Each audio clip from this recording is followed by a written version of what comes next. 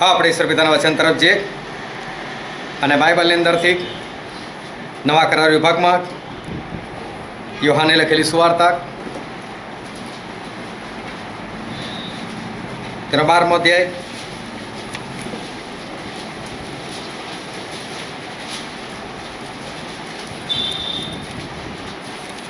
યોહાને લખેલી સુવાર્તા તેનો 12મો અધ્યાય અને આપણે વાંચીશું તેની 32મી કલમથી લઈને તેની 36મી કલમ સુધી. યોહાન 12, 32 થી 36.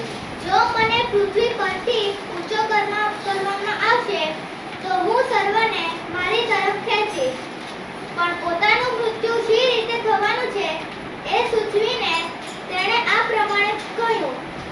એ માટે લોકોએ તેને ઉત્તર આપ્યો કે ખ્રિસ્ત સદા રહેશે, અને અમે નિયમશાસ્ત્રમાંથી સાંભળ્યું છે તો માણસનો દીકરો ઊંચો કરાવો જોઈએ.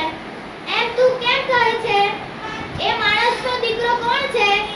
ત્યારે ઈસુએ તેઓને કહ્યું કે હજી થોડી વાર તમારી પાસે પ્રકાશ છે. જ્યાં સુધી તમારી પાસે પ્રકાશ છે ત્યાં સુધી ચાલો.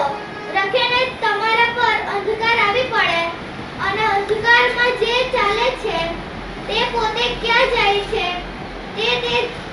તે જાણતો નથી.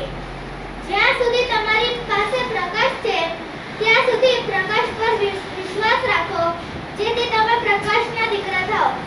ઈશ્વર પિતાનું વાંચેલું વચન આપણા માટે પુષ્કળ આશીર્વાદિત છે અને ઈશ્વર પિતાનું વચન સત્ય છે અને બાઇબલનું વચન કહે છે કે તમે સત્ય જાણશો અને સત્ય તમને મુક્ત કરશે.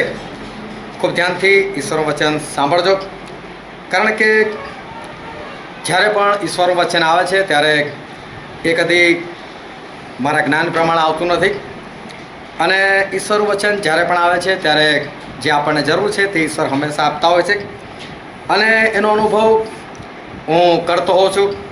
હમણાં બી જે 2-3 સાક્ષી મેં સાંભળી, અને અલ્પેશભાઈએ પણ જે કંઈ નાનકડો જે કંઈ સંદેશો આપ્યો, અને એ બધાથી મને આનંદ એ થતો હોય છે કે હા, ખરેખર મને ઈશ્વરે જે સંદેશો આપેલો છે એની જરૂર છે બધાને. અને માટે આપણા જીવનની અંદર અત્યારે જે જરૂર છે એ જ ઈશ્વર હંમેશા આપતા હોય છે. અને ઈશ્વરનું વચન કોના માટે છે? હા, માટે એને પૂરો ધ્યાન રાખીને એને સમજજો. આપણી પાસે જે બાઇબલ છે એની અંદર 2 કરાર આપવામાં આવેલા છે. આપણે કહીએ છીએ જૂનો કરાર અને નવો કરાર. હું પંજાબમાં જાઉં ત્યાં આગળ એ લોકો એવો શબ્દ વાપરે, નાનું બાઇબલ ને મોટું બાઇબલ. એટલે નવો કરાર છૂટો હોય તો એવું કે આ નાનું બાઇબલ છે અમારી પાસે, હજુ મોટું બાઇબલ અમારી પાસે નથી આવ્યું. અને આખું બાઇબલ હોય ત્યારે એવું કે અમારી પાસે મોટું બાઇબલ છે. આપણે હિન્દીમાં એવો શબ્દ છે કે પુરાના નિયમ અને નયા નિયમ. જોકે નિયમ શબ્દ નથી, કરાર શબ્દ છે. અને ઇંગ્લિશમાં પણ સરસ શબ્દ testament, old testament, new testament. આ જે કરાર શબ્દ જે છે એ ઘણી વખત આપણે એ શીખેલા છે, અને આપણી પાસે આ બાઇબલ જે છે એ બાઇબલની અંદર જૂનો કરાર અને નવો કરાર બેઉ સાથે જ આપણને આપેલો છે. અને બાઇબલ જે શબ્દ છે એનો અર્થ થાય છે પુસ્તકોનો સમૂહ. એટલે એક પુસ્તક નથી, આ પુસ્તકોનો સમૂહ છે. આમાં 66 પુસ્તકો આપેલા છે, જે 66 પુસ્તકોને આપણે બાંધીને એક સાથે રાખેલા છે, એટલે એને બાઇબલ શબ્દ વાપરવામાં એ આવેલો છે. એનો ઓરિજિનલ શબ્દ છે બિબ્લિયા, અને બિબ્લિયા પરથી આ બાઇબલ શબ્દ એ આવેલો છે. તો આ એક પુસ્તક નથી પણ 66 પુસ્તકોનો એ સમૂહ છે. એ 66 પુસ્તકોમાં 2 ભાગ છે, જૂનો કરાર અને નવો કરાર. અને બહુ જ લોકો એવા છે કે જે લોકોના મનમાં એવી ગ્રંથિ છે કે જૂનો કરાર નથી રહ્યો, ખાલી નવો કરાર છે, અને આપણે ફક્ત નવો કરાર માનવાનો, એવું ઘણા લોકો માને છે. ઘણા લોકોને જૂના કરારમાંથી કોઈક બાબત દેખાડે છે ત્યારે એવું કહે છે નવા કરારમાં છે આવું. એમ નવા કરારમાં પણ આવું લખેલું છે, અને જો એવું નવા કરારમાં ના હોય તો એ લોકો એવું કહે છે કે ના, નવા કરારમાં નથી એટલે નહીં માનવાનું એમ.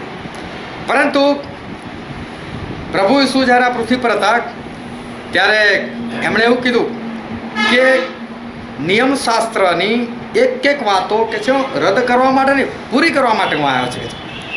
ત્યારે તો નવો કરાર લખાવો નહોતો, એ જૂના કરારની વાત કરે છે. અને પછી એવું કહે છે કે આકાશ અને પૃથ્વીને જતા રહેવું સહેલ છે, પણ નિયમશાસ્ત્રમાંથી એક કાનો કે માત્ર પણ નહીં જતો રહે.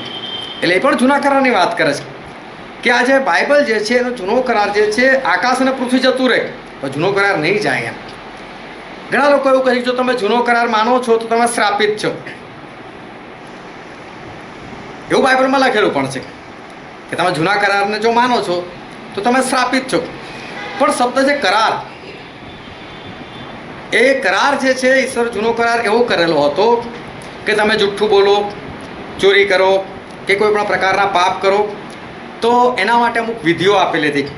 બકરો ચડાવો, ગેઠું ચડાવો, વર્ષમાં એક વખત યરુશાલેમના મંદિરે જવું, બલિદાન આપવું, અમાસના દિવસે આવું કરવું, પૂનમના દિવસે આવું કરવું, અજવાળાના દિવસોમાં આવું કરવું, અંધારાના દિવસોમાં આવું કરવું. આ બધા નીતિ નિયમો બધા આપેલા હતા. અને એ જે નીતિ નિયમો જે છે એ ઈશ્વરે રદ કરી નાખ્યા.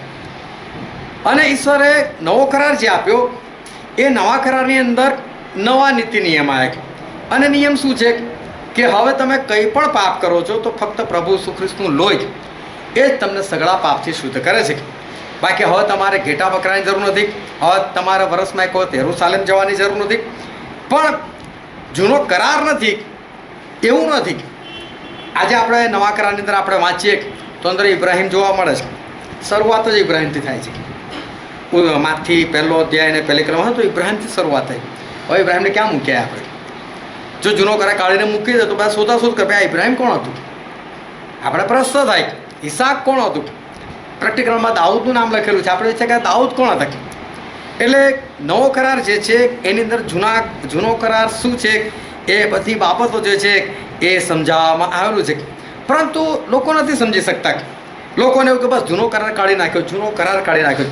જૂના કરારમાં 10 આજ્ઞા આપેલી, નવા કરારમાં આપી આપણને 10 આજ્ઞા. કોણ કહે છે ના માન્ય તો? પહેલી આજ્ઞા શું છે? મારા સિવાય તારે બીજો કોઈ દેવ ના હોય. તો નવા કરારમાં એવું ચાલશે ના પ્રભુ આપણે બધાને માનીએ? નહીં ચાલે ને. જૂના કરારમાં પણ લખેલું છે કે દેવનું નામ વ્યર્થમાં લેવું નહીં. તો શું આપણે નવા કરારમાં ના અમે તો પ્રભુ લઈશું, હવે તો નવો કરાર આવી ગયો, તમે આ બધું રદ કરી નાખ્યું. એટલે આ બધી આજ્ઞાઓ જે છે ને એક કઈ આજ્ઞા જૂના કરાય રદ નથી થઈ. નિયમો ખરા જેને વિધિઓ કહેવાય એ વિધિઓ પ્રભુએ બદલી નાખી, વિધિઓ કાઢી નાખી. કેમ કે માણસના ઉપર એટલી બધી વિધિઓ ન હતી અને વિધિઓ પછી પણ માણસના જીવનમાં સુધારો નહોતો. અને માટે એ પ્રભુ એ વિધિઓ જે છે એ બદલી નાખેલી છે. બાકી જૂનો કરાર આજે પણ છે અને નવો કરાર આજે પણ છે. જૂના કરારના જે કરારના શબ્દો છે, કરાર એટલે બે જણ વચ્ચે થયેલી સમજૂતી. નિર્ગમન 15:26 લખેલું છે કે જો તું તારા દેવ યહોવાની વાણી ખંતથી સાંભળીશ ને તેની દ્રષ્ટિમાં જે યથાર્થ છે તે કરીશ, તેની આજ્ઞાઓ પાડીશ ને તેના વિધિઓ તો અમલમાં લાવીશ તો હું તને સાજો કરનાર તારો દેવ યહોવા છું.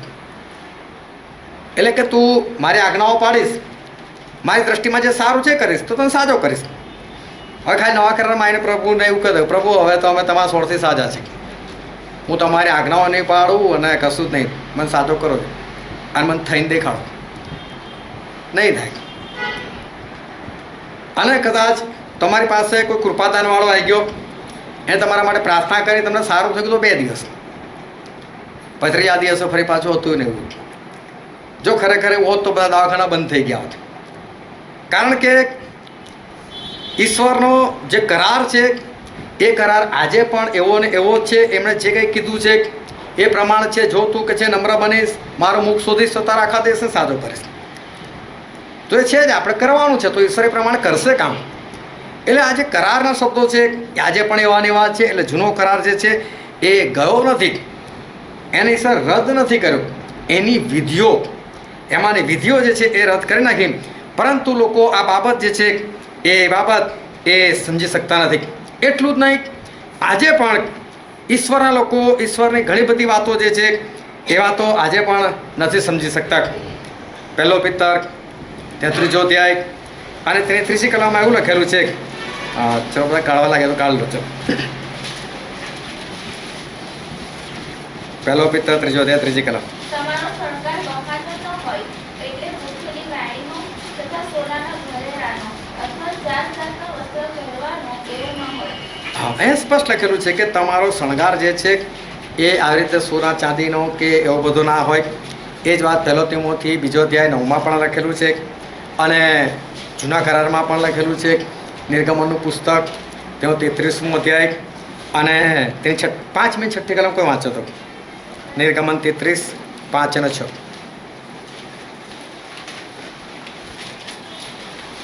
અને યહોવાએ મૂસાને કહ્યું, ઇઝરાયલ પુત્રોને કહે કે તમે હઠીલી પ્રજા છો. જો હું એક પડવાર તારી મધ્ય આવું તો હું તારો સંહાર કરું. તો હવે તારા ઘરેણા ઉતાર કે મારે તને શું કરવું તે હું જાણું. જે અહીં લખેલું છે ને કે જો હું તારી પાસે આવું તારો નાશ કરી નાખું કે છે. એટલે કે છે જો હું તારી પાસે આવું ને તો તારો નાશ થઈ જશે, એના કરતાં ઘરણા ઉતારી મૂકે છે. જૂના કરારમાં પણ લખેલું છે. હવે આ બધી વાતો જ્યારે લોકો સાંભળે છે ત્યારે લોકો શું કહે છે, ઇબ્રાહીમને યાદ કરે છે. કેમ ઇબ્રાહીમે રિબકાને નહોતું પહેરાવ્યું કે છે. એનો નોકર જ્યારે ત્યાં જાય છે ત્યારે નહોતું પહેરાવ્યું. તો પછી ત્યાં જ્યારે તમે લગ્ન કરવા જાઓ છો અને પેલી લેવડ દેવડની બેઠક થાય તો ખુશીથી કોને બધું ઉપરથી નીચે બધું આપીશ, ત્યારે કેમ કચકો 5 તાગીને ત્યાં કરે છે ને લેવડ દેવડ વખતે કેવું કરે, ત્યારે ઓછું કરાવે છે. તો તમે આવી જ માનવું છે તો કોને કે ભાઈ તમારી છોકરીને મેં ઉપરથી નીચે સુધી મઢાઈને જ રાખીશું સોનેથી. એટલે માણસે સગવડ્યો છે, એને જે સગવડ લાગે ને એ પ્રમાણે એ ઈશ્વરનું વચન જે છે એને એ પકડવાનો એ પ્રયત્ન કરે છે. તો શું એ ઇબ્રાહીમના નોકરે એ રિબેકાને એ બંગડી પહેરાવી કે પછી જે એને સોનું ચાંદી આપ્યું, તો એવું કહેવા માગે છે કે ભવિષ્યની અંદર પ્રભુ બોલો તોય તમારે નહીં માનવાનું અને ભવિષ્યમાં પ્રભુનો કોઈ શિષ્ય બોલો તોય તમારે નહીં માનવાનું? એવું તો નથી ને. બાઇબલની કઈ કલમ એવું કહે છે કે આ કલમ બીજી કલમને જૂઠી ઠેરવે છે? આખા બાઇબલમાં આવું કશું નથી કે કોઈ એક વચન એ બીજા વચનનો વિરોધ કરતું હોય. તમને કદાચ દેખાતો હોય વિરોધાભાસ, પણ વિરોધાભાસ બાઇબલની અંદર ખરેખર કશામાં નથી.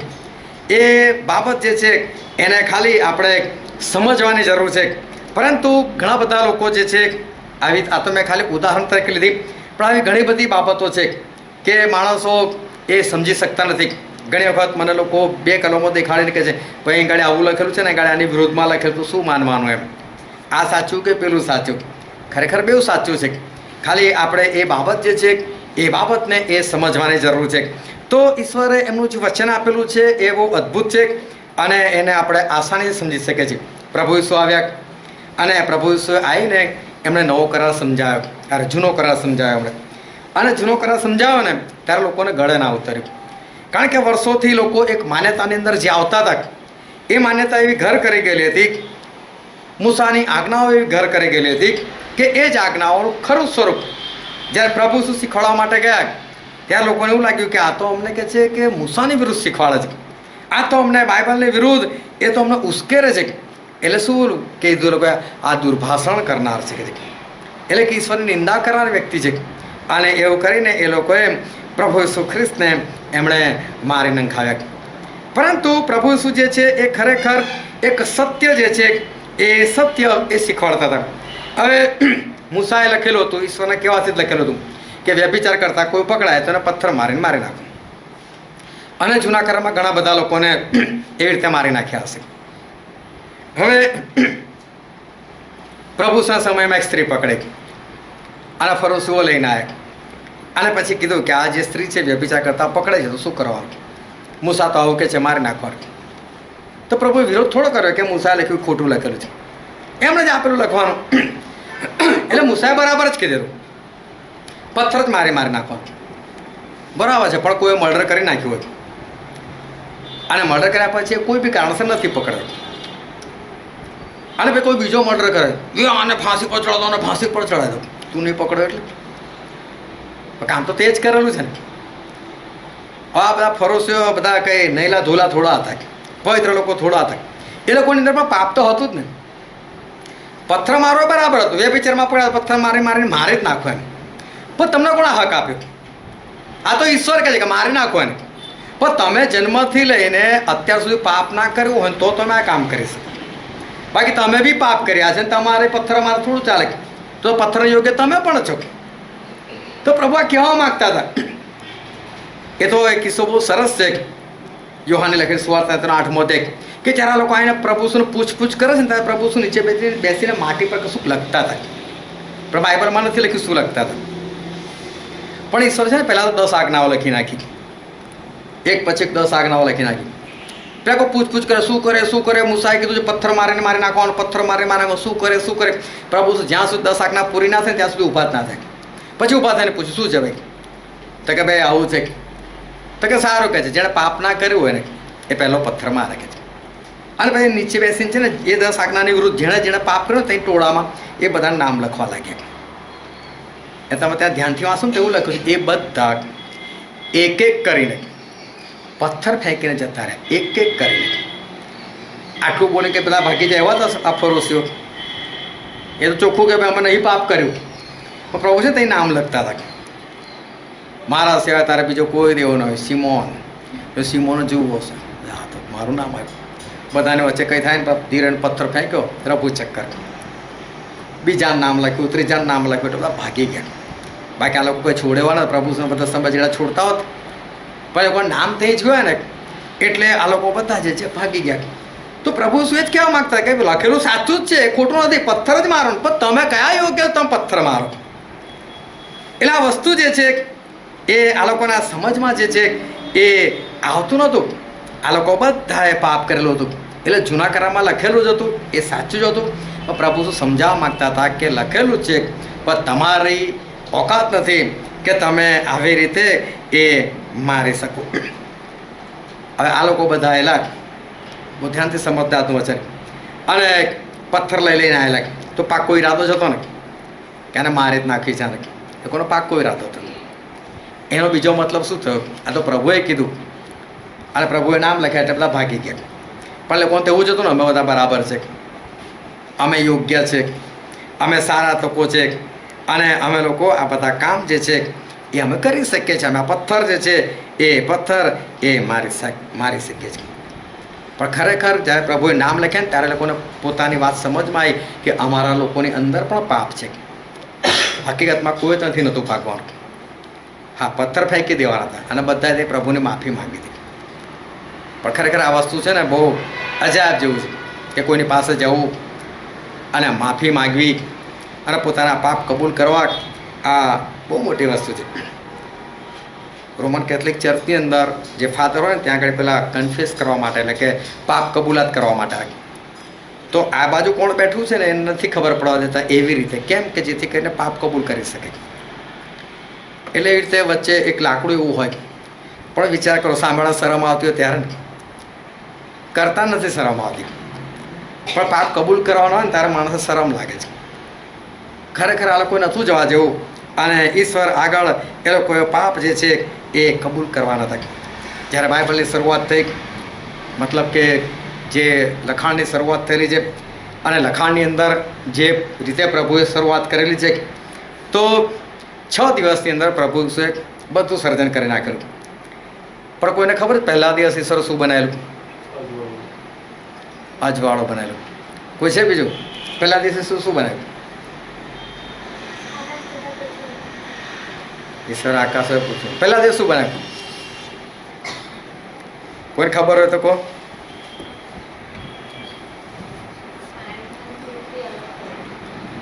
પાણીથી પૃથ્વી અલગ કરે. બીજું કોઈ? શું બનાવ્યું પહેલા દિવસે?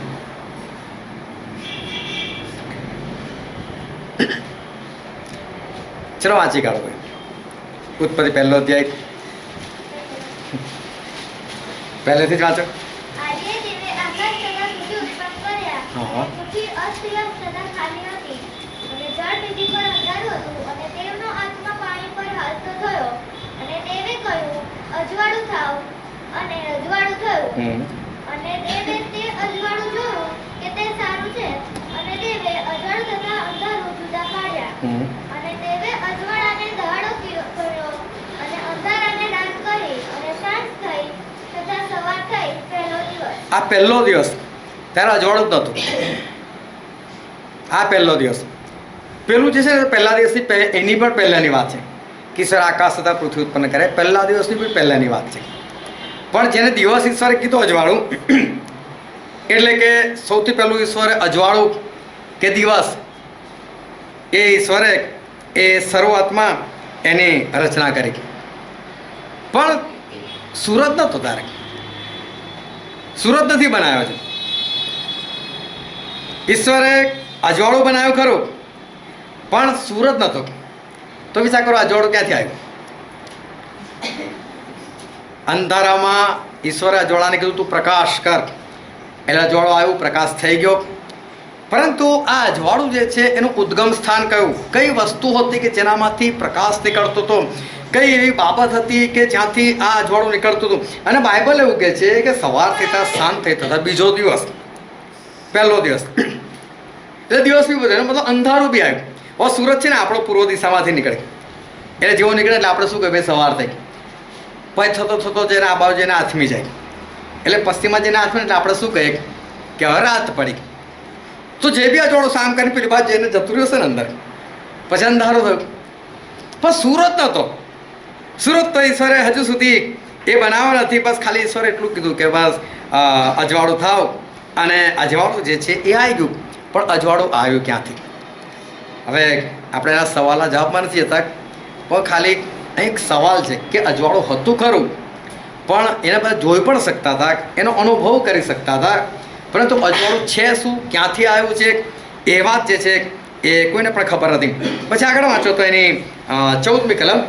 અને દેવી કહ્યું કે રાતને દહાડો જુદા કરવા સારું આકાશના અંતરિક્ષમાં જ્યોતિઓ થાઓ. જો હવે સૂરજ બનાવ્યો. અને 19મી કલમ વાંચો.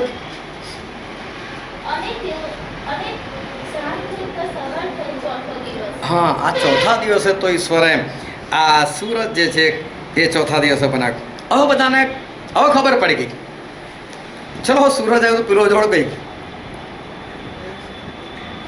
પહેલાં બી અજવાળું હતું ને, પછી હવે સૂરજ આવ્યો એટલે અજવાળું ડબલ થઈ જવું જોઈએ ને. બહુ ધ્યાનથી સર્વોચ્ચ સમજો. ઈશ્વર હંમેશા આપણી સાથે બહુ અદ્ભુત રીતે વાત કરતા હોય છે, અને ઈશ્વર હંમેશા આપણને કંઈક અલગ રીતે એ આપણને શીખવાડવા માગતા હોય છે. પરંતુ આજે ઈશ્વર આપણને જે કહેવા માગે છે એને બહુ ધ્યાનથી સમજવું. હવે બધાને દેખું છું પેલું સૂરજ છે ને ત્યાંથી અજવાળું આવી રહ્યું છે. હવે બધાને ખબર પડી. અને સૂરજ જે છે ઉગતો હતો, સૂરજ આથમતો હતો, અને એ રીતે સૂરજનું કામ જે છે એ શરૂ થયું. હાલેલુયા. પણ ચોથા દિવસ સુધી અજવાળું હતું, અને ચોથા દિવસ ઈશ્વરે સૂરજ બનાવ્યો એટલે બધાને ખબર પડી કે આ અજવાળું જે છે સૂરજનું છે. પણ એની પહેલાં સૂરજ નહોતો, છતાં અજવાળું હતું. હવે આગળ વાંચીએ આપણે ગીતશાસ્ત્રનું પુસ્તક, તેનો 84મો અધ્યાય, તેની 11મી કલમ. કેમ કે યહોવા દેવ ઉદય તથા ઢળ છે, યહોવા કૃપા તથા ગૌરવ આપશે, ન્યાયથી વર્તનારને માટે તે કંઈ પણ સારું વાંગું રોકી રાખશે નહીં. અહીંયા એવું લખેલું છે યહોવા દેવ એ શું છે? સૂર્ય તથા ઢાલ છે. સૂરજ કોણ છે? આપણા ઈશ્વર પોતે છે. હવે શું થયું? અજવાળું થાવ, અને ચોથા દિવસ સૂરજ બનાવ્યો. એટલે સૂરજમાંથી અજવાળું નીકળ્યું, અને બધાને ખબર પડી કે આ સૂરજ અજવાળું આપે છે. એની પહેલાં પણ એ જ અજવાળું હતું, પણ સૂરજ બનાવ્યો નહોતો. જે ગોળો છે ને બનાવ્યો નહોતો, એને લોકોને ખબર નથી પડતી. પરંતુ અજવાળું તો પહેલાં પણ હતું, અને પછી એવું ખબર પડી કે આ અજવાળું જે છે એ આ જગ્યા પરથી આવ્યું. તો પહેલાં અજવાળું હતું, પણ ખબર નથી પડતી કે અજવાળું શું છે ને ક્યાંથી આવ્યું છે. અને ચોથા દિવસે ખબર પડી ગઈ કે આ સૂરજ જે છે એ સૂરજમાંથી એ અજવાળું જે છે એ આવ્યો છે. અને બાઇબલ કહે છે કે ઈશ્વર એ તો સૂર્ય તથા ઢાલ છે. એટલે ખરું અજવાળું જે છે એ તો આપણા દેવ છે. ખરું અજવાળું જે છે એ તો આપણા પ્રભુ ઈસુ ખ્રિસ્ત છે. હવે શું થયું કે આદમથી લઈને પ્રભુ ઈસુ ખ્રિસ્ત સુધી લગભગ 4000 વર્ષો વીતી ગયા, અને 4000 વર્ષ પછી પ્રભુ ઈસુએ આ પૃથ્વી પર પગ મૂક્યો. અને બીજો પિત્તર 3જો અધ્યાય અને 8મી કલમ, અને ગીતશાસ્ત્રને એવું અને 4થી કલમમાં એવું લખેલું છે કે આ પૃથ્વી પરના 1000 વર્ષ એટલે ઈશ્વરનો એક જ દિવસ. એટલે બરાબર 4 દિવસ થયા ને ત્યારે પ્રભુ ઈસુ આ પૃથ્વી પર આવ્યા. હાલેલુયા. 4000 વર્ષો થયા પૃથ્વીના, અને ઈશ્વરના 4 દિવસ થયા ત્યારે પ્રભુ ઈસુ આ પૃથ્વી પર એમણે પગ એક માણસ તરીકે મૂક્યો. આ પ્રભુ ઈસુ ખરું અજવાળું. એની પહેલાં પ્રભુ ઈસુ આવ્યા એટલે નવા કરારની શરૂઆત થઈ. એમણે જૂનો કરાર સમજાવવાનો પ્રયત્ન કર્યો. ઘણા બધા લોકોને સમજ પણ આવી, ઘણા બધા લોકોને ના પણ સમજ પડી. અને જૂનો કરાર જે છે એ આખો 4000 વર્ષ, અને જોવા જઈએ તો મૂસા દ્વારા આવ્યો એટલે લગભગ 1500 વર્ષ આ જૂનો કરાર ચાલ્યો. પરંતુ એની પહેલાં બી કરાર બધા થયેલા જ છે પ્રભુના આદમ સાથે પણ થયેલો. જે દિવસે તું ભલો ભૂંડું જાણવાનું વૃક્ષો ફળ ખાશે એ દિવસે મરશે આ કરાર હતો. એટલે જૂનો કરાર જે છે ને એ 4000 વર્ષ ચાલ્યો. અને ત્યાર પછી એક નવા કરારની એ શરૂઆત જે છે એ પ્રભુએ શું કરી. તો જૂના કરાર એટલે જૂનો કરાર જે છે એમાં અજવાળું નહોતું એવું નહોતું. જૂના કરારમાં અજવાળું છે. તમને ઈશ્વર દેખાશે, અંદર ઈશ્વરના કામ દેખાશે, ઈશ્વરનું સામર્થ્ય દેખાશે, ઈશ્વરના લોકો દેખાશે, પ્રબોધવાણી દેખાશે, ભવિષ્યવાણી દેખાશે, માતાઓ સાજા થતા દેખાશે, ભૂતો નીકળેલા દેખાશે. તો જૂના કરારની અંદર આ બધું હતું. નહોતું એવું ને, જૂના કરારમાં પણ અજવાળું જે છે એ અજવાળું હતું. પણ ખરું અજવાળું એ પ્રભુ ઈસુ ખ્રિસ્ત લઈને આવે કે જૂનો કરાર જે છે એ ખરેખર શું કહેવા માગે છે. એટલે જૂના કરારની જે વાતો હતી, બધા અમાસના દિવસ જે કરવાનો કરે, પૂનમના દિવસ જે કરવાનું હતું કરે, વર્ષમાં એક વખત યરુશાલેમના મંદિરે જવાનું એટલે જાય, ભેટો ચડાવે, ગોતા બકરા જે છે એ ચડાવે, એનું લોહી ચડાવે, પણ યાજક પણ જાય ને બધી વિધિઓ કરે, નાય ધોવે, કપડાં બદલે અને 7 વખત વિધિ પર લોહી છાંટે ને આ બધી ક્રિયાઓ જે છે ભાઈ થતી હતી. પણ આ બધી ક્રિયાઓ ખરેખર શું કહેવા માગે છે? આમાંની પણ વ્યર્થ હતી, પણ એવું કરવાનું પણ નહોતું. એની પાછળ જે ખરી બાબત હતી, એની પાછળ જે રહસ્ય હતું, એની પાછળ જે ખરો પ્રકાશ હતો, એ પ્રભુ ઈસુએ આવીને એ પ્રકાશ જે છે દેખાડ્યો. અને એટલે કોલોસીઓના પત્રમાં એવું લખેલું છે, કોલોસીઓના પત્ર નવા કરારની અંદર, કોલોસીઓના પત્ર તેનો 2 અધ્યાય અને વાંચો તેની 16મી અને 17મી કલમ. એથી ખાવા પીવા વિશે, જો બહુ ધ્યાન છે, જેથી ખાવા પીવા વિશે કે પર્વ કે ચાંદ્રાત કે વિશ્રામ વાળો વિશે કોઈ તમને દોષિત ન ઠરાવે. કોઈ તમે દોષિત ના થાય. આ બધું જૂના કરારમાં હતું. ચાંદ રાતે શું કરવાનું, અમાસે શું કરવાનું, પૂનમે શું કરવાનું, એ બધું જૂના કરારની અંદર લખેલું હતું. વિશ્રામ વારે કેવી રીતે જીવન જીવવાનું બધું લખેલું હતું. પણ હવે શું કહે છે? હવે આ બધી બાબતમાં તમને કોઈ દોષી ના ઠરાવે. હવે આમાં તમારે જે કરવું હોય, પણ હવે આમાં તમારો કોઈ દોષ નહીં. અને પછી તેઓ તો થનાર વાતોનો પડછાયો છે. તેઓ તો થનાર વાતોનો પડછાયો છે. આખા જૂના કરારની વાત કરી. એ શું છે? એ તો કે પડછાયો છે. પણ શરીર ખ્રિસ્તનું છે. પણ શરીર ખ્રિસ્તનું છે. એટલે નવો કરાર એને પ્રભુ ઈસુનું શરીર કહેવામાં આવ્યું, અને જૂના કરારને પ્રભુ ઈસુ ખ્રિસ્તના શરીરનો પડછાયો કહેવામાં આવ્યો. હાલેલુયા. બહુ ઊંડી વાત છે. પણ તમે બહાર હોવ, સુરતનો તડકો તમારી પર પડતો હોય એટલે તમારો પડછાયો પડે. એ તમારો પડછાયો, એનો ફોટો પાડવાનો અને કોઈને મોકલવાનો, ભાઈ આ કોણ છે, તને ખબર પડે કે આ કોણ છે. એટલે જૂનો કરાર જે છે પડછાયો હતો. અને કોઈને એની અંદર અજવાળો, પડછાયો ક્યારે અજવાળો હોય તો જ, બાકી રાત અંધારામાં નીકળીને દેખાડો પડછાયો દેખાય. એટલે પડછાયો છે ને અજવાળામાં છે. એટલે અજવાળું છે તો પડછાયો પડ્યો, પણ કોઈને ખબર જ ના પડે. આ પડછાયો છે ને ઓળખી ના શક્યા શું કહેવા માગે છે. ઈશ્વર કેવા છે, ઈશ્વરનો પ્રેમ કેવો છે, એમની દયા કેવી છે, એમનો ક્રોધ કેવો છે, બધાને ના સમજ પડી. ઈશ્વર શું માગે છે ના સમજ પડી. પણ પ્રભુ શું, જ્યારે શરીર આવ્યું, શરીરની સાથે પેલો પડછાયો, જૂનો કરાર, હું જૂનો કરાર પૂરો કરવાના માટે આવે છે, રદ કરવાના માટે નથી આવ્યો. અને પ્રભુ શું છે, જૂનો કરાર સમજાયો ને એનાથી એક ખરું અજવાળું જે છે એ પ્રગટ થયું.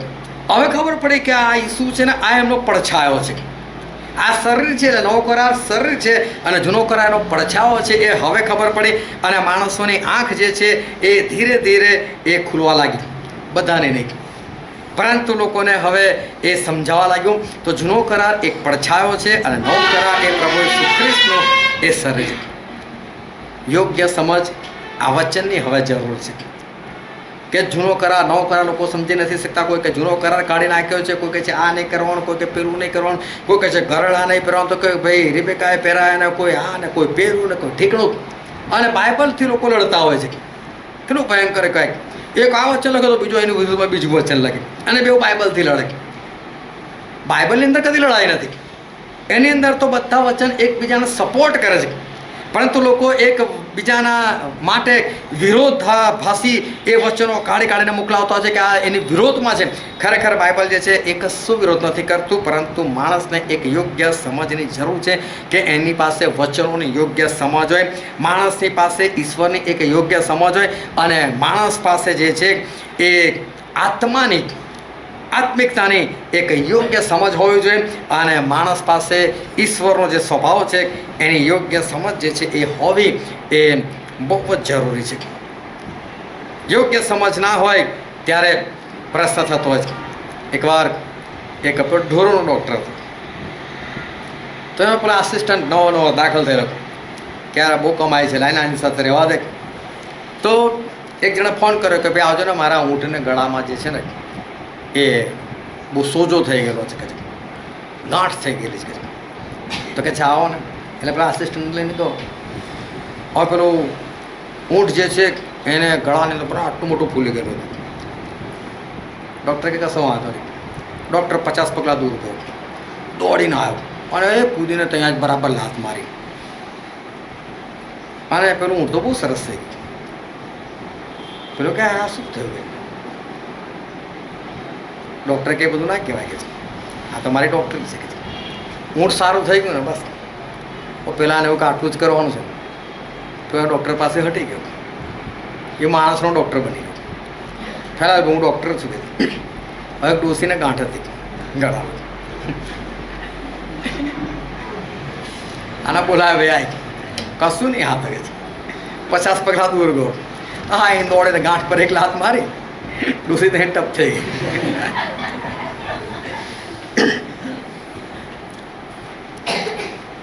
આને તો પકડાવ ભાગ્યા. આ તો ભાગ્યો જાય પેલા ડૉક્ટર પાસે. ડૉક્ટર સાહેબ શું થયું? કે તમે લાત મારી ઊંટ સારું થયું, મેં લાત મારી બૈરી મરી ગઈ. કે થયું કેમ આવું? કે પેલો કે પેલું ઊંટ છે ને એ તળબૂચ ખાવા આખું ગળી જ ગયું, ચાવ્યું ને એટલે ગળું એ ફસાઈ ગયું. મેં લાત મારી, તળબૂચ તૂટી ગયું, ઉતરી ગયું ને સારું થઈ ગયું. તે શું હતું કે ડોસીને ગાંઠ હતી, મેં બી લાત મારી ગઈ. પણ સમજ હોવી જોઈએ ને યોગ્ય. બાઇબલની સમજ ના હોય, એના વચનોની સમજ ના હોય, ઈશ્વરની સમજ ના હોય, એમના સ્વભાવની સમજ ના હોય ને, એટલે આવા બધા પ્રોબ્લેમ થાય. એક જણ તો બહુ ખુશ હતો, તેની પત્નીને કીધું મારે એક ભેંસ લઈ આવી છે. એટલે પત્ની ખુશ તો મારી મમ્મીએ તાજું દૂધ મળશે. તારી મા માટલા આવું જ કેટલો પૈસાનો ખર્ચો થાય ખબર? 35,000, 40,000, 50,000 ભેંસ આવે તારી માના દૂધ માટે. તો શું તમે મારી માને દૂધ નહીં આપો? લડવા લાગ્યા. હવે તો ભેંસી ખાલી વાત જ લડ. અને હવે ગાળા ગાળીને પછી ચોટલા ખેંચ ને મારા મારે. હવે બાજુવાળા ત્રણે સાંભળ્યું એને છૂટા પાડવાનો પ્રયત્ન કર્યો, માને જ નહીં. દંડો લઈને 2 ઠોકી દીધી પેલા માણસે. બસ શાંત થયો. મને કેમ માર્યું? તો કે તારી ભેંસ મારા વાળામાં આવી ગઈ છે. તો કે મેં ખરીદે જ કઈ છે. તો ભાઈ તું હંમેશા લડો જ કે એટલી સમજ નહીં પડતી, ક્યારો સમજાવવાનો પ્રયત્ન કરું છું. પણ ખાલી વાત જ છે. એટલે માણસ જે સમજ ના હોય ને, યોગ્ય સમજ ના ત્યારે બધા પ્રોબ્લેમ થાય. એટલે બાઇબલની, જૂના કરારની, નવા કરારની, પ્રભુના સ્વભાવની એ સમજ હોવી જરૂરી છે. જ્ઞાન હોવું બહુ જરૂરી છે. કારણ કે હોશિયાર પ્રબોધકના પુસ્તકમાં લખેલું છે, તેનો 4થો અધ્યાય એની 6ઠ્ઠી કલમ, હોશિયાર 4 અને 6.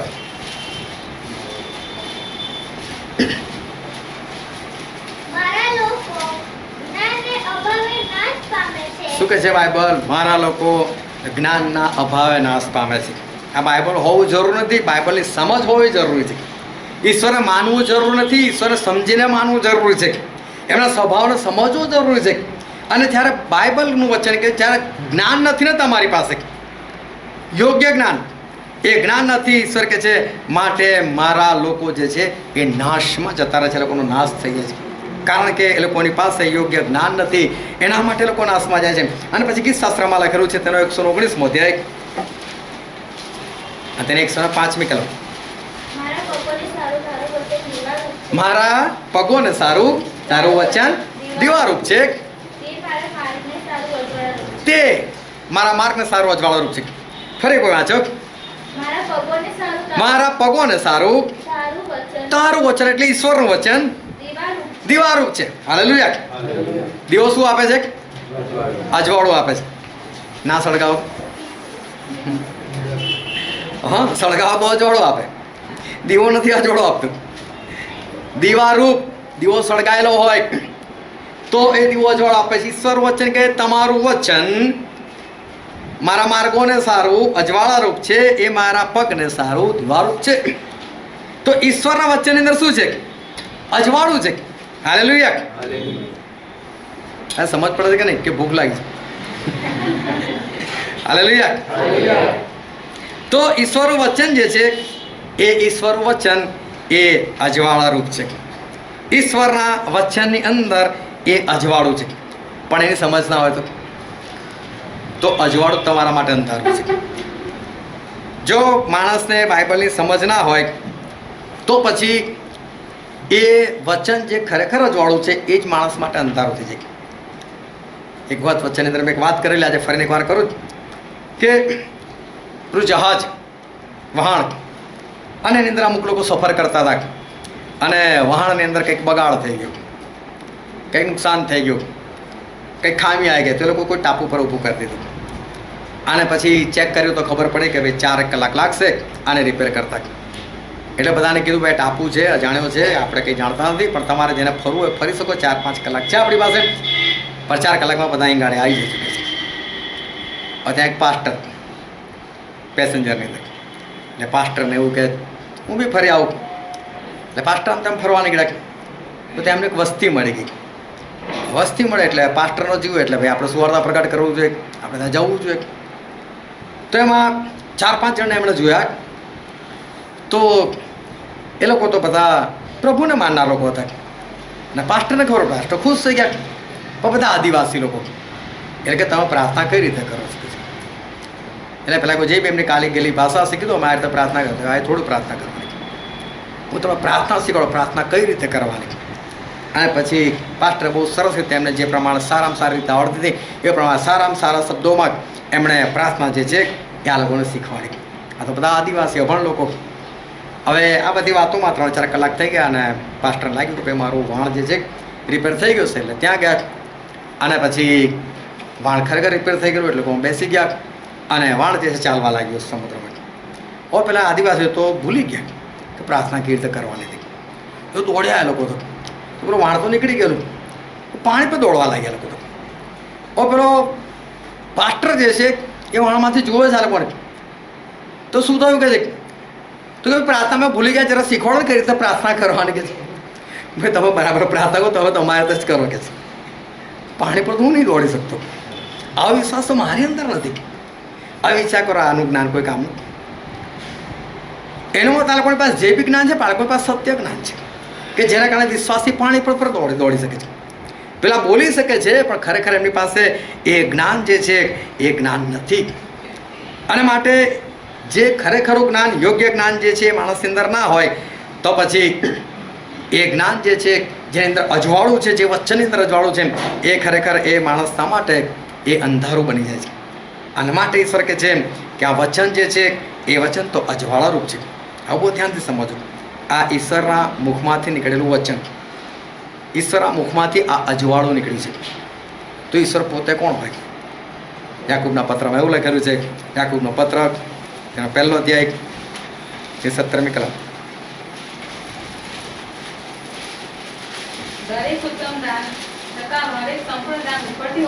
બાઇબલ કહે છે હરેક દાન સંપૂર્ણ દાન ઉપરથી હોય છે અને પ્રકાશોનો પિતા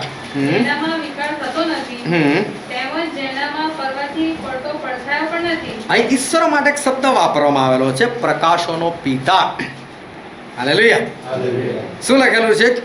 પ્રકાશના પિતા. એટલે ઈશ્વર જે છે ને એ પ્રકાશ નથી, પ્રકાશોનો પણ પિતા. ઘણા લોકો કહે છે કે પ્રકાશ એ દેવ છે. અત્યારે લાઈટો ચાલી રહેલી છે, તમે જોજો ઘણા લોકો પ્રકાશને માને, અજવાળું થાય એટલે એને માને. પ્રકાશ એ ઈશ્વર નથી. હમણાં વીજળીવાળા લાઈટ કાપી નાખ્યો પણ ઈશ્વરમાંથી લાઈટ કપાય. એટલે ઈશ્વર પ્રકાશ છે, પ્રકાશ ઈશ્વર નથી. તો બાઇબલ એવું કહે છે કે પ્રકાશોના પિતા. તો આપણા ઈશ્વર જે છે એ તો પ્રકાશના પણ પિતા છે. એટલે એમાં તો અદ્ભુત પ્રકાશ છે, એમાં તો બહુ મહાન અજવાળું છે. જો વચનમાં આટલું અજવાળું હોય તો આપણા ઈશ્વર જે છે એની અંદર તો એના કરતાં અનેક ગણું અજવાળું જે છે એ આપણા ઈશ્વર પાસે ભરેલું છે. અને માટે જે વચન આજે આપણે વાંચ્યું હતું, યોહાને લખેલી સુવાર્તા તેના 12મો અધ્યાય અને 32મી કલમથી લઈને 36મી કલમ સુધી આપણે વાંચ્યું ત્યાં પ્રભુ શું કહે છે કે જો તમે મને ઊંચો કરો કે છે તો કહે છે હું ઘણા બધા લોકોને મારી ગામ ખેંચી શકું છું એમ. અને અહીંયા જે ઊંચો કરવાની વાત છે એ પ્રભુ ઈસુ ખ્રિસ્તના મૃત્યુની વાત હતી. પ્રભુ ઈસુ ખ્રિસ્ત એવું કહેવા માગતા હતા કે મારે મરવાનું છે એમ, મારે એક દિવસ મરી જવાનું છે, મને બધા સ્થળ પર ઊંચો કરીને લોકો મારી નાખનાર છે, હું મરવાનું છું. એટલે પોતાના મરણની વાત કરે છે અને આપણા દ્વારા ઈશ્વરનું ઊંચું થવું એ વાત બંને એ પ્રભુ શું એ જાહેર કરે છે. પણ ત્યાં 35મી કલમમાં એવું લખેલું છે. ત્યારે ઈસુએ તેઓને કહ્યું કે હમ. હજી થોડી વાર તમારી પાસે પ્રકાશ છે. હા, હજી થોડી વાર તમારી પાસે પ્રકાશ છે. એટલે પોતાના મરણની વાત જાહેર કરે છે કે હું પ્રકાશ છું. એમણે કીધું બી ખરું, યોહાન 8:12 લખેલું છે કે હું પ્રકાશ છું. તો એ કહે છે કે જ્યાં સુધી તમારી પાસે પ્રકાશ છે, થોડી વાર તમારી પાસે પ્રકાશ છે, હા, જ્યાં સુધી તમારી પાસે પ્રકાશ છે હમ. ત્યાં સુધી ચાલો. ત્યાં સુધી ચાલો. જ્યાં સુધી તમારી પાસે પ્રકાશ છે ત્યાં સુધી તમે ચાલો. રખેને તમારા પર અંધકાર આવી પડે રખેને તમારી પર અંધકાર આવી પડે. એટલે પ્રકાશ છે ત્યાં સુધી પ્રકાશમાં ચાલી લો. પછી અને અંધકારમાં જે ચાલે છે તે પોતે ક્યાં જાય છે તે જાણતો નથી. અંધકારમાં જે ચાલે છે એને નથી ખબર પડતી કે એ ક્યાં જાય છે. જ્યાં સુધી તમારી પાસે પ્રકાશ છે જ્યાં સુધી તમારી પાસે પ્રકાશ છે ત્યાં સુધી પ્રકાશ પર વિશ્વાસ રાખો. ત્યાં સુધી પ્રકાશ પર વિશ્વાસ રાખો. જ્યાં સુધી તમારી પાસે પ્રકાશ છે ત્યાં સુધી તમે પ્રકાશ પર વિશ્વાસ રાખો. આ પ્રકાશ એટલે પ્રભુ ઈસુ ખ્રિસ્ત પોતે. એ શું કહે, જ્યાં સુધી તમારી પાસે છે એ થોડી વાર તમારી પાસે છે. પ્રભુ શું કહેવા માંગે છે કે તમારો દેવ તમારી સાથે છે. તમારો દેવ થોડી વાર સુધી તમારી સાથે છે. જ્યાં સુધી તમારો દેવ તમારી સાથે છે ત્યાં સુધી તમે દેવમાં ચાલો, પ્રકાશમાં ચાલો કે છે. કારણ કે અંધકાર આવવાનો છે અને અંધકાર આવે છે તો અંધકારની અંદર કોઈ પણ માણસ જે છે એ ચાલી શકતો નથી. અને યોહાનના પહેલા પત્રમાં લખેલું છે, 1 યોહાન તેનો 1લો અધ્યાય એની 5મી કલમ. હવે જે સંદેશો અમે તેના મુખથી સાંભળ્યો છે અમે તમને જણાવીએ છીએ કે એ છે કે દેવ પ્રકાશ કે દેવ પ્રકાશ છે અને તેનામાં કોઈ પણ અંધકાર અને તેમનામાં કોઈ પણ અંધકાર નથી. તો ઈશ્વર આપણને એવું કહેવા માંગે છે કે દેવ જે છે એ પ્રકાશ છે. જ્યાં સુધી તમારી પાસે પ્રકાશ એટલે જ્યાં સુધી તમારી સાથે દેવ છે. પ્રકાશ એટલે દેવ. દેવ એ પ્રકાશ છે. જ્યાં સુધી તમારી પાસે પ્રકાશ છે, જ્યાં સુધી તમારી પાસે દેવ છે ત્યાં સુધી તમે દેવમાં ચાલો, ત્યાં સુધી તમે પ્રકાશમાં ચાલો. યોહાન પણ એવું એટલું જ કહે છે કે એમની પાસેથી અમે જે કંઈ સાંભળ્યું અમે તમને કહી દઈએ છીએ અને વસ્તુ એક જ છે કે ઈશ્વર એ પ્રકાશ છે અને માટે તમે પ્રકાશના દીકરા તમે થાઓ કે છે. અને પછી 36 જે વચન વાંચેલું આપણે ફરી એકવાર એની 35મી કલમ વાંચો. યોહાન લખે સુવાર્તા 12મો અધ્યાય 35મી કલમ. ત્યારે ઈસુએ તેઓને કહ્યું કે હજી થોડી વાર તમારી પાસે પ્રકાશ છે. હજી થોડી વાર તમારી પાસે પ્રકાશ હજી છે. થોડી વાર તમારી પાસે પ્રકાશ છે. જ્યાં સુધી તમારી પાસે પ્રકાશ છે ત્યાં સુધી ચાલો. હાલેલુયા. હજુ સુધી થોડી વાર તમારી પાસે પ્રકાશ છે. પ્રકાશ એટલે પ્રભુ ઈસુ પોતે. જ્યાં સુધી પ્રભુ ઈસુ તમારી સાથે છે ત્યાં સુધી તમે પ્રભુમાં ચાલો. આ પ્રભુ બંધ કરી દો ને, સ્વિચ ઓફ કરો. ક્યાં સુધી પ્રભુ તમારી પાસે છે? પ્રભુએ શું કીધું છે? ક્યાં સુધી પ્રભુ તમારી સાથે રહેવા માટે તૈયાર છે? જગતના અંત સુધી. વિકી કરી દે ને. બાઇબલ કહે છે કે જ્યાં સુધી તમારી પાસે પ્રકાશ છે ત્યાં સુધી તમે પ્રકાશમાં ચાલો. ફરીને કરો વાંચો 35મી કલમ. ત્યારે ઈસુએ તેઓને કહ્યું કે હજી થોડી વાર તમારી પાસે પ્રકાશ છે. હજી થોડી વાર તમારી પાસે પ્રકાશ છે. હાલેલુયા. પ્રકાશ એટલે પ્રભુ ઈસુ. પ્રકાશ એટલે આપણા દેવ. એવું કહે છે કે હજુ થોડી વાર સુધી તમારી સાથે પ્રકાશ છે. આપણી પાસે પ્રકાશ એટલે આપણી પાસે દેવ હોવા જોઈએ. હવે મારો સવાલ છે કે શું એની ખાતરી છે કે દેવ મારી સાથે છે? શું એ પ્રકાશ એ મારી સાથે છે, એ દેવ મારી સાથે છે, એની ખાતરી છે? ગીતો તો આપણે ગયા, यीशु साथ आएगा अद्भुत काम सब करेगा. ગીત તો આપણે ગયું, સેનાઓ કે યહોવા મેરે સંગ સંગ હે. ગાવામાં શું છે આપણે?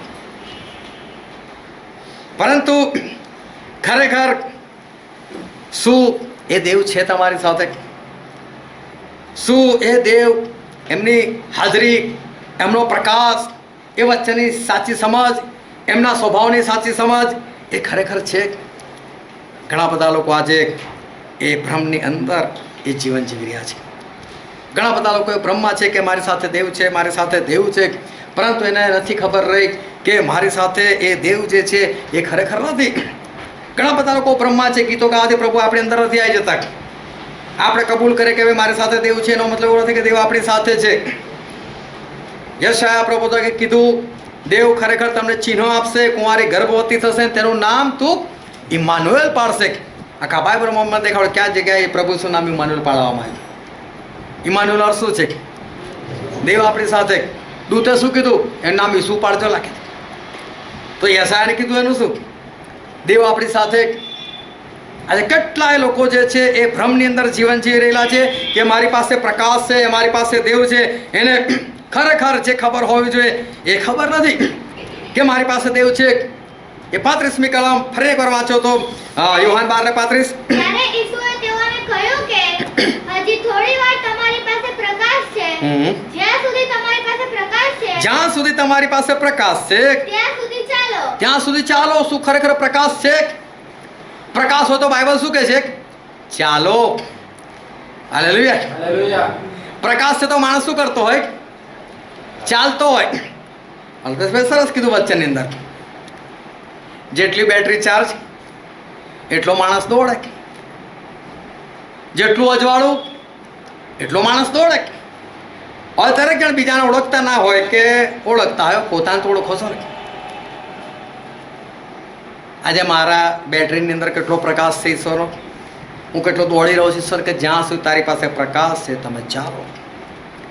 આ તો સવારે બી ત્યાં જ બેઠેલા હોય, સાંજે બી ત્યાં જ બેઠેલા હોય, તો પ્રકાશ કયો? અને છતાં મારો દેવ મારી સાથે છે તો શું કહેવાય એને? એ ભ્રમ છે. જ્યાં સુધી તમારી પાસે પ્રકાશ છે ત્યાં સુધી તમે પ્રકાશમાં ચાલો. ગણનાના પુસ્તકમાં લખેલું છે, તેનો 14મો અધ્યાય. ગણનાનું પુસ્તક, તેનો 14મો અધ્યાય. અને વાંચો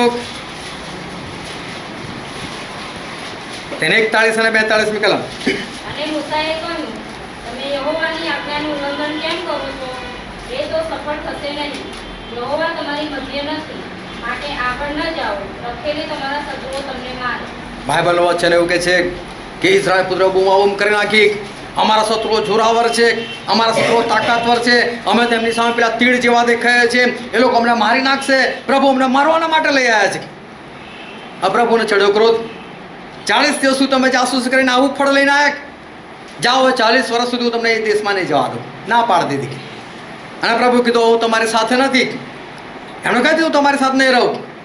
અને આ લોકોને બધા લાગ્યું કે 40 વર્ષ ફરવાનું, ચલો ને આપણે ઘૂસીને મારીએ કે છે લડવા માટે ક્યાંક. તો મુસાફરો કહે ના જાઓ, ના જાઓ, ઈશ્વર તમારી મધ્યે નથી. ના પાડી સ્પષ્ટ, તો પણ લડવા માટે ક્યાં. 45મી કલમ વાંચો. અને અમાલેકીઓ કનાનીઓ જેઓ તે પર્વતમાં રહેતા હતા તેઓ ઉતરી આવ્યા અને તેઓને માર્યા, તે હોલમાં સુધી તેઓને નસાડ્યા. બાઇબલનું વચન કહે છે કોને મારીને પકડ્યા. બહુ ધ્યાનથી સમજો.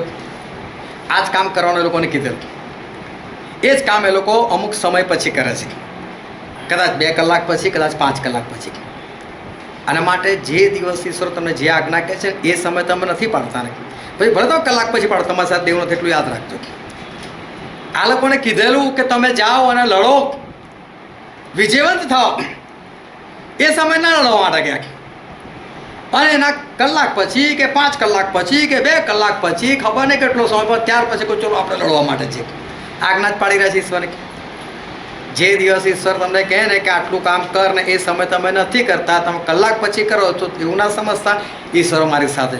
ના ના, ઈશ્વર બહુ દયાળુ, માફ કરી નાખે તો મારી સાથે જ રહે. આ ભૂલી જજો. આ બધું ઈશ્વરે સાચી ઓળખ હોવી જોઈએ, જોડો સાચું હોવું જોઈએ. જે સમય ઈશ્વર તમને જે આજ્ઞા કહે છે એ આજ્ઞા એ સમયે પાળો. એ જ આજ્ઞા તમે પછી પાળો છો એનો કોઈ અર્થ નથી. અને એ સમય ઈશ્વર તમારી સાથે નથી. પણ તો આ લોકો બ્રહ્માને બ્રહ્મા ભાગ્યા ને, ઇઝરાયલનો તો ઇઝરાયલ. ઈશ્વર યુદ્ધ કરે છે, હારીને આવ્યા ને.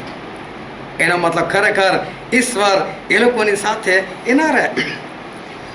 અજવાળો હતું આ લોકોની પાસે, સમજ હતી આ લોકોની પાસે, માણસો ભ્રમમાં હતા. આપણે કહીએ છીએ તો ખરા ઈશ્વર મારી સાથે, પણ ખરેખર શું ઈશ્વર સાથે છે? ફરી લખેલું છે તેનો 16મો અધ્યાય ગણનાનું પુસ્તક એનો 16મો અધ્યાય અને કોઈ વાંચો તો એની 3જી કલમ. અને મૂસા તથા હારૂન સામે તેઓ એકઠા થઈને તેઓને કહ્યું હમ. કે આખી જમાતમાં સર્વ પવિત્ર છે હા હા ને યહોવા તેઓની મધ્યે છે. હા હા તે જોતા તમે વિશેષ સત્તા ધારણ કરો છો. હા શું કહે છે? ઈશ્વર અમારી સાથે છે કે વાંચો ફરી.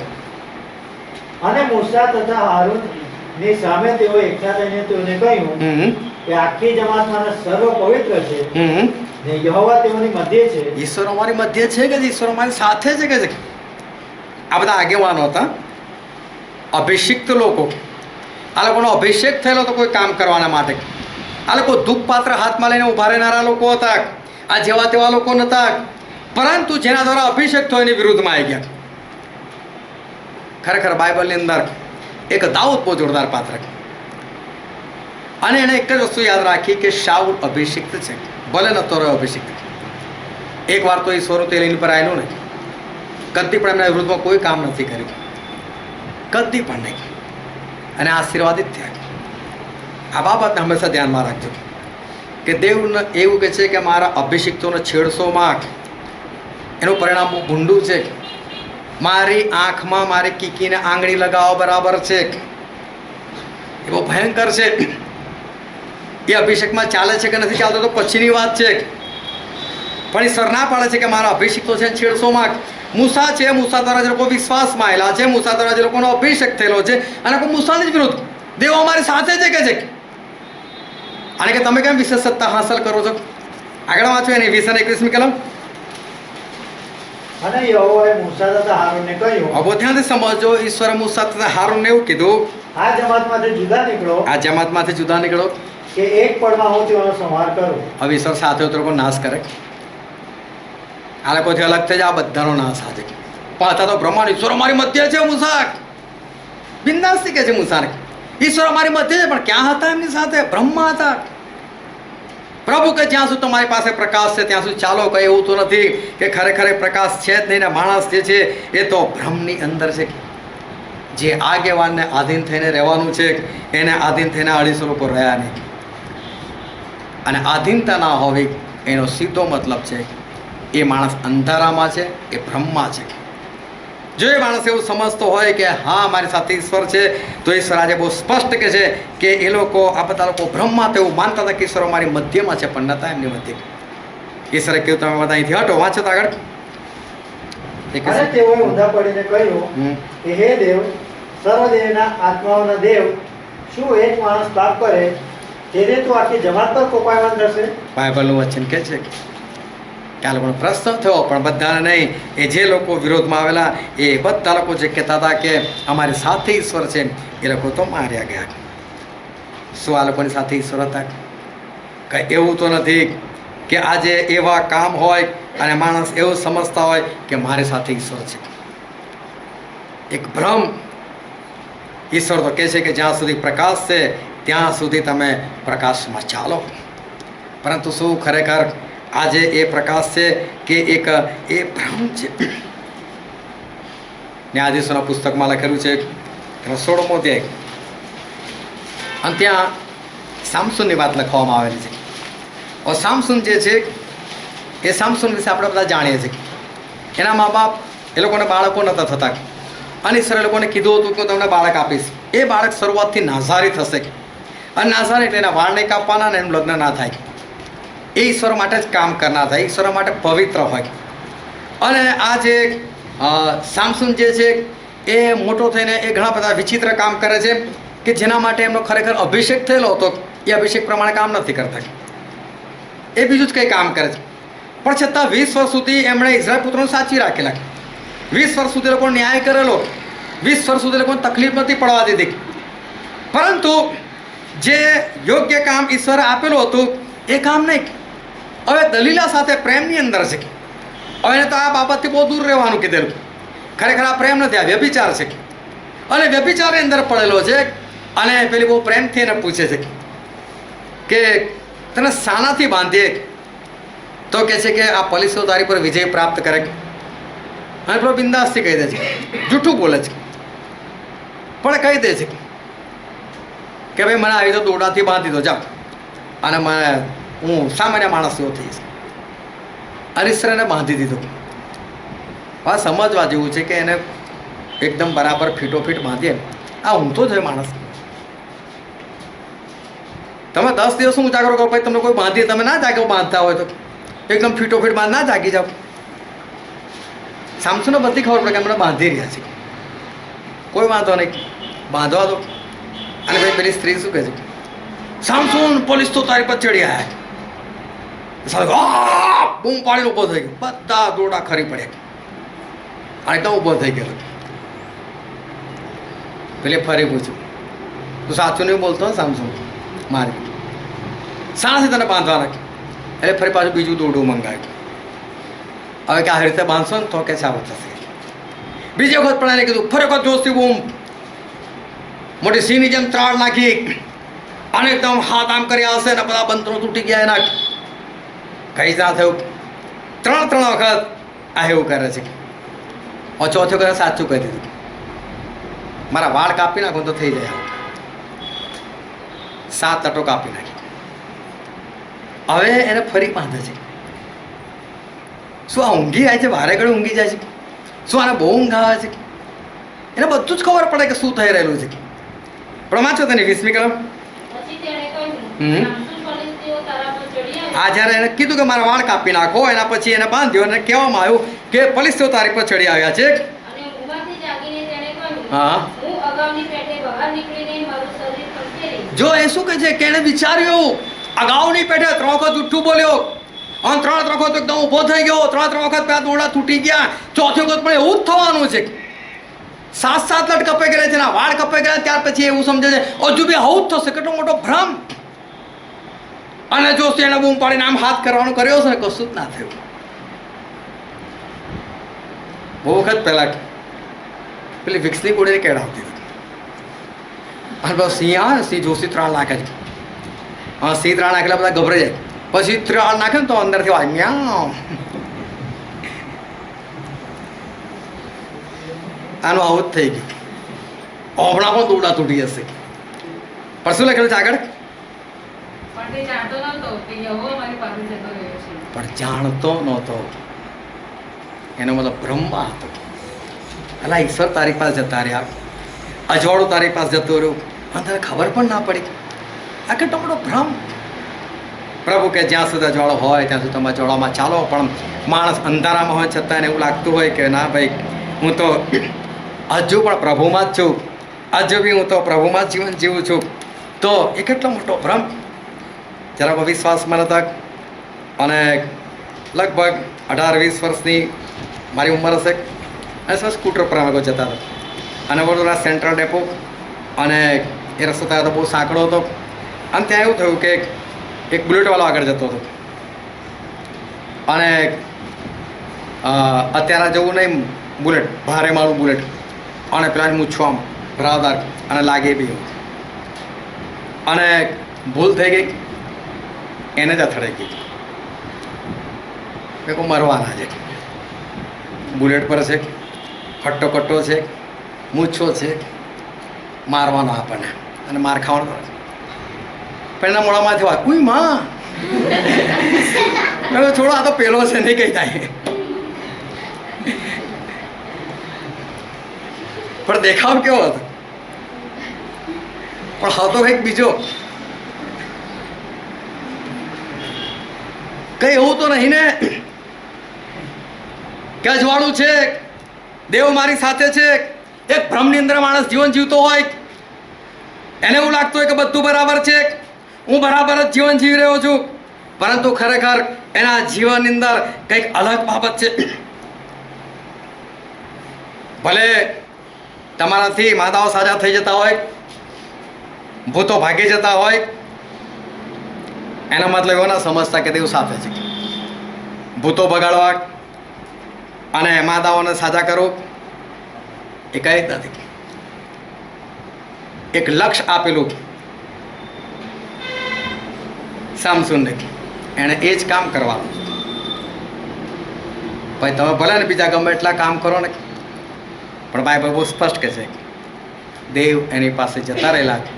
પણ સામસુન જાણતો નહોતો કે કે દેવ એ મારી પાસેથી એ જતા રહેલા છે. દેવ પાપીને પ્રેમ કરે છે ખરા, એનો મતલબ એવો નથી કે પાપી સાથે ફરવા પણ નીકળી જાય, એને શુદ્ધ કરવા માગે છે. પણ દેવ કંઈ પાપી સાથે ફરતા ના હોય.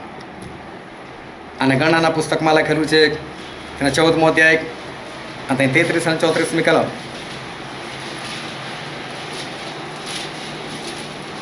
અને તમારા છોકરા 40 વર્ષ અરણ્યમાં ભટકતા ફરશે ને તમારા વ્યભિચારનું ફળ ખાશે.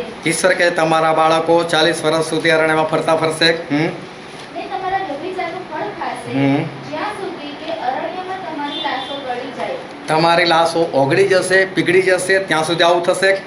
જેટલા દિવસોમાં તમે તે દેશની જાસૂસી કરી રહ્યા એટલે 40 દિવસ તેઓની સંખ્યા પ્રમાણે એક દિવસને બદલે 11 વર્ષ લેખે 40 વર્ષ સુધી તમે તમારા અન્યાયનું ફળ ખાશો. 40 વર્ષ સુધી તમે તમારા અન્યાયનું ફળ ખાશો ને મારા વિયોગનો અને મારા વિયોગનો અનુભવ અનુભવ કરશો. 40 વર્ષ ઈશ્વર કે હું તમારી સાથે નહીં રહું કે છે.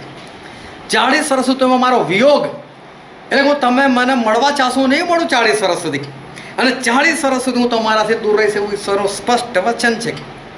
પરંતુ પુનર્નયનના પુસ્તકમાં લખેલું છે તેનો 2 અધ્યાય એ 7મી કલમ.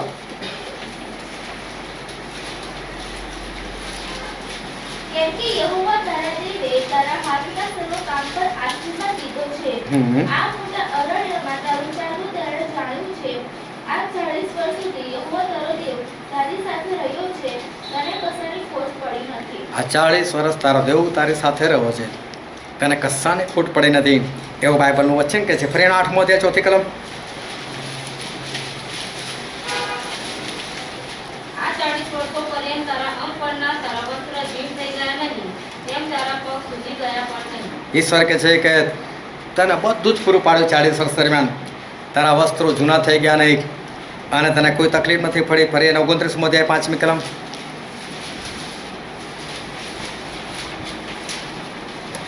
અને મેં તમને 40 વર્ષ સુધી અરણ્યમાં દોર્યા છે. તમારા અંગ પરના વસ્ત્રો જીર્ણ થઈ ગયા નથી ને તારા પગમાંનો જોડો જૂનો થઈ ગયો નથી. બાઇબલનું વચન કહે છે કે તારા પગનો જોડો પણ મેં જૂનો નથી થવા દીધો. બહુ અદ્ભુત રીતે ઈશ્વર આ લોકોના જીવનની અંદર કામ કરેલું. 40 વર્ષ સુધી આ લોકો જંગલમાં રહ્યા, 40 વર્ષ સુધી આમ તેમ ફરતા રહ્યા, 40 વર્ષ સુધી ઈશ્વર લોકોને માનના આપતા રહ્યા. એ લોકોની પાસે કોઈ દરજી નહોતો કે લોકો રોજ કપડાં સીવડાવવા જાય, અને કદાચ દરજી છે તો કપડાં બનાવવા માટે કહી જાય. 40 વર્ષ સુધી આ લોકો કોઈ કામ ધંધો નથી કર્યો, કોઈ વેપાર નથી કર્યો. ઈશ્વરે બધું જ પૂરું પાડેલું છે. નાનો છોકરો જેમ મોટો થાય ને એણે જે કપડાં પહેરેલા એ સાથે સાથે કપડાં મોટા થતા હતા, એનો જોડો મોટો થતો જતો હતો. અને ઈશ્વરે એના જોડાને, એના બૂટ ચંપલને, એના કપડાને મોટા થવા દીધા, પણ જીર્ણ ના થયા, જૂના પણ ના થવા દીધા. બધું ઈશ્વરે પૂરું પાડે. તારા પગ સૂજી ગયા ને તેને બીમાર પણ ના પડવા દીધો. પણ ઈશ્વરે શું કીધું? આ 40 વર્ષ તમે મારા વિયોગનો અનુભવ કરશો, તમારી પાસે નહીં આવો. પણ ઈશ્વરે બધું જ પૂરું પાડ્યું, બધું જે જોયું બધું જ લોકોને મળ્યું. પરંતુ ઈશ્વરે એવું કીધું કે તમારી લાશો ગળી જશે ને એટલો તમારાથી દૂર રહેશે. અને આ લોકોની જે ગણતરી કરેલી હતી 20 વર્ષથી વધારેની ઉંમરના એ લોકો હતા 6,03,550. એમાંથી 2ને બાદ કરીને, યહોશુઆ અને કાલેબને બાદ કરી 6,03,548 લોકો 38 વર્ષની અંદર મૃત્યુ પામી ગયેલા છે. અને 38 વર્ષના તમે દિવસો ગણજો અને પછી તમે એવરેજ મારજો કે રોજના કેટલા લોકો મરતા હતા. રોજના એવરેજ 44 લોકો મરતા હતા. હવે વિચાર કરો, માણસ હટ્ટો કટ્ટો હોય, ફરતો ફરતો, કોઈ પ્રકારની બીમારી ના હોય, અને ચાલતો જતો હોય, ચાલી શકતો હોય, પહાડો ચડી શકતો હોય, અને અચાનક જ ખબર પડે એ મારો બાપ મરી ગયો, એ મારો ભાઈ મરી ગયો. છાવણીમાં રોજ 44 બહુ કમસે કમ પડતી હતી. ઈશ્વર એવું કહે છે કે માર્ગ, સત્ય, જીવન હું છું, હું જીવન છું. એ મારા લાજરસને 4 દિવસ પછી ઉઠાડે છે. એ કહે છે પુનરુત્થાન તથા જીવન હું છું. એ કહે છે તેઓને જીવન મળે અને પુષ્કળ મળે માટે હું આવ્યો છું. એ ઈશ્વર સાથે હોય તો મોત થાત. સુરતના 44 લોકો મરતા. બ્રહ્મા છે, આ બધું પૂરું થયું એટલે ઈશ્વર આપણી સાથે હતા. તમારું ગુજરાન બહુ સારું ચાલે છે, તમને સારા કપડાં મળે છે, તમને કદાચ બીમારી નથી આવતી, અને તમે બહુ સારી રીતે જીવન જીવો, સારા ઘરમાં જ જીવન છો, તો ભૂલી જજો કે ઈશ્વર તમારી સાથે છે. ઈશ્વર ના પાડે બધું હતું આ લોકોની પાસે, પરંતુ ઈશ્વર એ લોકોની સાથે નહોતા. એનું કારણ હતું કે ઈશ્વરના વચન પર એ લોકોએ વિશ્વાસ નહોતો કર્યો. રોજે રોજ એ લોકોની અંદર લોકો મરી જતા હતા. અને બાઇબલની અંદર લખેલું છે આમોસ પ્રવચનનું પુસ્તક અને 5મો અધ્યાય અને 14મી કલમ.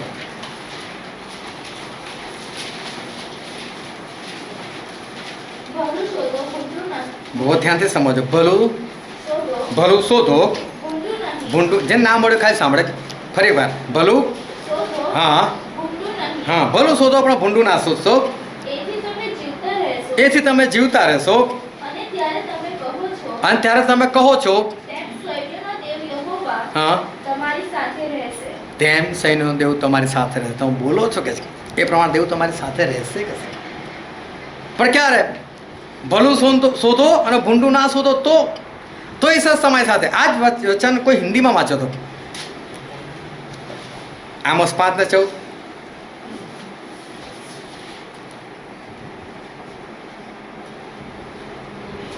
हे लोगों, बुराई को नहीं बुराई को ढूंढो ताकि तुम जीवित रहो हाँ और तुम्हारा यह कहना सच ठहरे तुम्हारा यह कहना सच ठहरे कि सेनाओं का परमेश्वर यहोवा तुम्हारे संग है. કે યહોવા પરમેશ્વર તમારા સંગે. તમે તો બોલી નાખો છો ખરેખર સાચું પડે કે છે. ભલું શોધો અને ભૂંડું ના શોધો તો કે છે કે દેવ સાથે છે. તમે બોલો છો ખરા પણ ખરેખર એક ભ્રમતો નથી. દેવ સાથે છે એ કોઈ હિસાબે એ ભ્રમતો નથી રહ્યો. ઈશ્વર એ તો કહે છે જ્યાં સુધી પ્રકાશ છે ત્યાં સુધી પ્રકાશમાં ચાલો.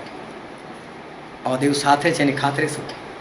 કઈ રીતે આપણે સમજી શકીએ કે દેવ જે છે એ મારી સાથે છે? બહુ ધ્યાનથી સમજવા છે. અને યોહાને લખેલી સુવાર્તા 15મો અધ્યાય એની 4th કલમ. તમે મારામાં રહો ને તમે મારામાં રહો ને હું તમારામાં રહીશ. અને હું તમારામાં રહીશ. બહુ શાંતિ સમજજો. શું કહે છે બાઇબલ? તમે મારામાં રહો. પ્રભુ શું કે તમે મારામાં મારી અંદર રહો તો હું તમારી અંદર રહીશ. જેમ ડાળી વેલામાં રહ્યા વિના જેમ ડાળી વેલામાં રહ્યા વિના પોતાની મેળે ફળ આપી નથી શકતી, પોતાની મેળે ફળ આપી નથી શકતી તેમ તમે પણ મારામાં રહ્યા તેમ તમે પણ મારામાં રહ્યા વિના ફળ આપી શકતા નથી. ફળ આપી શકતા નથી. પોતાનો ન્યાય પોતે જ કરી લેવાનો. તમે મારામાં રહો તો ફળ આપશે. આજે કેટલા ફળ છે?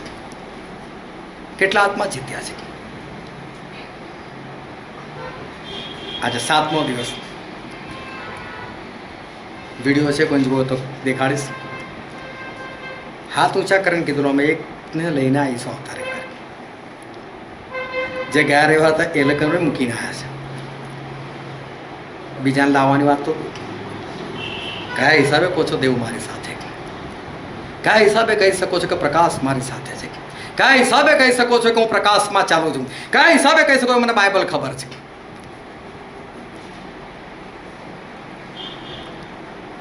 કેટલા વખતે કર્યો? છેલ્લો સમય છે, અંત સમય છે. કયા હિસાબે કયું મોડું લઈને પ્રભુની સામે ઉભા રહેશો મને કહો? શું પ્રભુ શું ખુશ થઈ હશે? હા મારા દીકરા, હા મારી દીકરી. એ તો નરકમાં પડેલા પેલા શ્રીમંતને પણ કે છે ઇબ્રાહિમ હે મારા પુત્ર. એ તો જેને કપડા નથી પહેર્યા એને પણ કે છે મારા મિત્ર. એ તો યહૂદા ઇસ્કરિયોત પ્રભુ સામે પ્રસાદીન કરવામાં આવે છે તો પણ કે છે મિત્ર. તો ચુંબન કરીને મને પકડાવે છે. શું તો શું મિત્ર કહી દો સ્વર્ગમાં? શું પુત્ર કહી દો સ્વર્ગમાં? કયા ભ્રમની અંદર એ માણસો એ જીવન જીવી રહેલા છે? બાઇબલ કે છે તમે મારામાં અને હું તમારામાં. ડાળી એ વેલામાં રહ્યા વિના ફળ આપી શકતી નથી. વેલો નહીં કાપવામાં આવે, વેલાને કશું નથી થવાનું, ડાળીઓ કાપી નાખવામાં આવશે. અને આ કોઈ દેવદારની ડાળી નથી કે એને કાપીને એનું કોઈ ફર્નિચર બનાવીને કોઈ એના ઘરમાં રાખે. આ તો વેલાની ડાળી એટલે કંઈ જ કામની નહીં, એને બાળવાની જ, બીજું કોઈ કામમાં નથી. ક્યારે આપણે જીવનની અંદર આપણે સુધારો લાવીશું? ક્યારે આપણા જીવનની અંદર આપણે સમજી શકીશું કે ખરેખર ઈશ્વર વચન મને શું કહેવા માંગે છે? કેટલા વખતથી આપણે વચન સમજી રહેલા છે? કેટલા વખતથી આપણે ઈશ્વરનું વચન જે છે ને સાંભળી રહેલા છે? કઈ સમજ આવી સાચી સમજ? આ જ વચન બહાર જઈને જો તમે કોઈ પૂછે તો બધું તમે કહી દેશો. આ બધું તમને ખબર છે. આમાં કોઈ વસ્તુ તમારા માટે નવી નથી. જ્ઞાનમાં તો એક ખાટું છે મને ખબર છે. કામમાં કેટલાક યાળસું કીડી પાસે જા મને એ નથી ખબર પડતી, દિવસો નથી, સમય નથી, પણ શેતાન સમજી ગયો મારી પાસે સમય નથી, ભાગા ભાગ કરી મૂકી છે આખી દુનિયામાં. વિચાર કરો, એ કોરોના આખી દુનિયામાં કેટલો જલ્દી ફેલાઈ નાખ્યો. તમારી પ્રભુ શું નામ તમારી આજુબાજુ નથી ફેલાવતું, તમારા ઘરમાં નથી ફેલાવ, તમારા મા બાપને તમે નથી બદલી શકતા, તમારા ભાઈ બહેન નથી બદલી શકતા.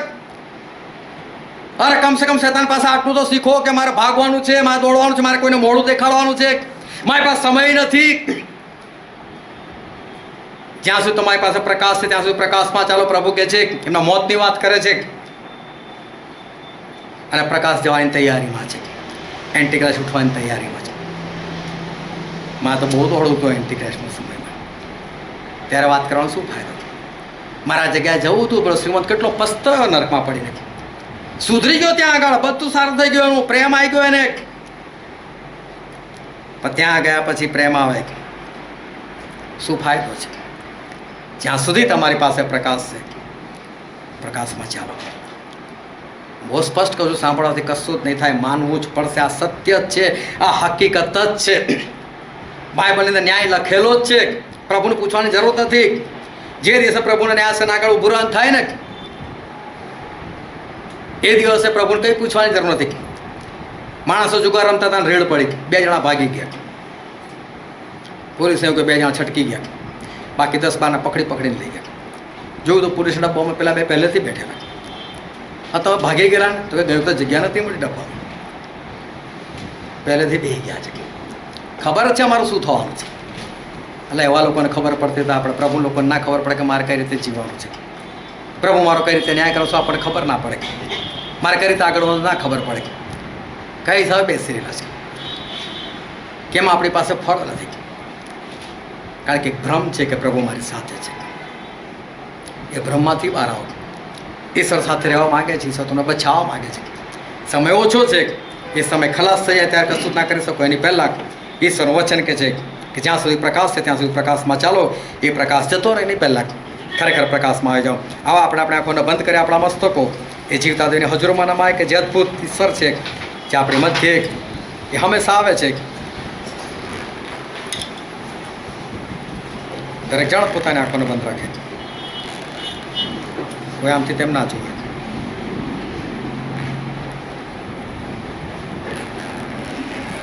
પાલાઓ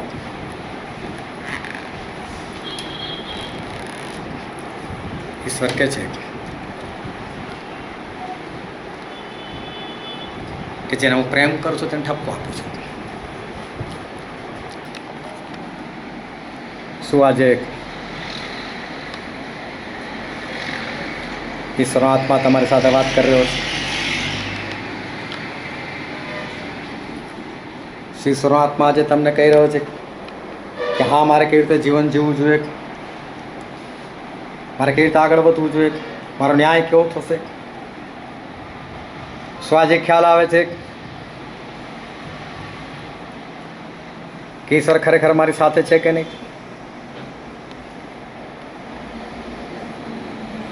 એ સામસોન એક બ્રહ્મા હતો, એ 250 લોકો એક બ્રહ્મા હતા.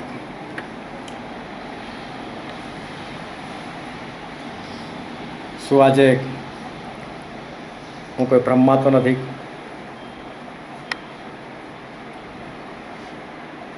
એ સમય પૂરો થઈ જાય એની પહેલાં, એ જ્વાળું જતું રહે એની પહેલાં સમય છે. પસ્તાવો કરો,